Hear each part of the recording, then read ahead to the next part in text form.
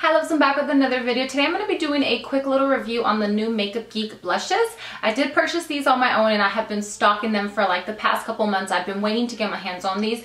I will also link down below a link to where I show you guys the brushes, the pigments, and the eyeshadows, the Makeup Geek line, how much I love them, and you know, a couple swatches here and there. So I'll link that down below so you guys can check that out. So they came out with new blushes. I believe there's 13 shades. So I only picked up 4 shades because I felt like a lot of them were very similar. Some of them were too dark, some of them were for fair skin. Even though I did want the whole collection, I only ended up getting 4. They are $9.99 if you buy them just in the little pan, and I believe it's like $2 or $3 more if you guys get the little compact. I'm gonna go ahead and start off with Spellbound. This is a light tan color with like a salmon undertone into it. It might look a little pink here. I'll also be inserting swatches right next to this here so you guys can see what they look like on my skin. So this one here is literally a dupe from MAC Melba. I'm gonna put them side by side. Even though the Melba by MAC looks a little more kind of, I would say, more of like a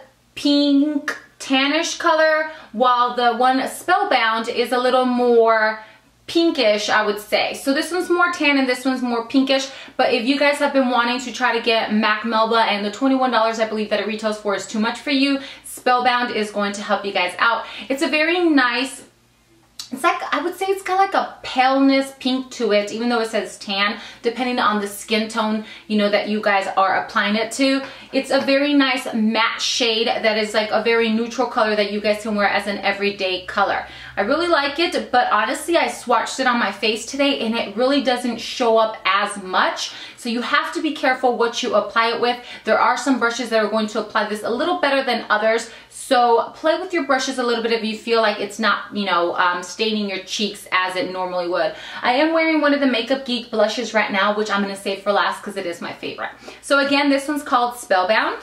Next we have Summer Fling. This is like a burnt orange color. Honestly, when I saw this in the package, I was like, whoa, that is too bright for me, but it is not. I put it on my cheeks today and it actually gives you a nice, beautiful, like corally orange color to the face. This kind of reminds me of MAC Mandarin something. I'm not for sure what it's called, but I did try to get my hands on it and they were sold out. I feel like this color is going to look great on anybody with a darker skin tone. If you are very fair, I would stay away from this because it might make you look like a little Oompa Loompa because it is orange, so keep that in mind, but it's not as strong as it looks here in the pan. I like it and I think I will probably put this in a tutorial so you guys can see what it looks like on the cheeks, because when we swatch it on the back of our hand you get an idea, but once it's on the face with the whole makeup and the highlight, it's totally different. But you do have to be careful with the brush that you're going to apply this with. I would take a white-haired brush or a stipple brush. Makeup Geek has a little cheek highlighter, I believe it is, brush, which you guys will see in the video if you go down to the link below. That picks a very little product. So any blush that you pick up that is super, super bright, you want to take it with the light hand and make sure that you use the right brush for it, because if not, you're going to be having like super bright cheeks and sometimes that can look really bad. So I really like this. I would say that this is probably my second or third favorite out of it. And when I did see it in person, it scared me, but on the cheeks, it looks very, very pretty. Okay. Next, I have Rendezvous. This here, I'm looking at it on the camera and it looks like it's a light to medium pink with some purple undertones, and that's what it claims to be. But when you look at it in person, it is very, very purplish to me. I don't think that the camera will pick up on it because of the ring lights, but I think that this is way too purple for my personal liking. So if you guys don't like purple, I would stay away from this color. I might mix this with something else to give it like a little softer touch, but this can be very intimidating for anybody that is not, you know, too confident with wearing bright blushes. I don't know that I'll put too much use to it unless I mix this with something else and I like it, but it is a very, very bright.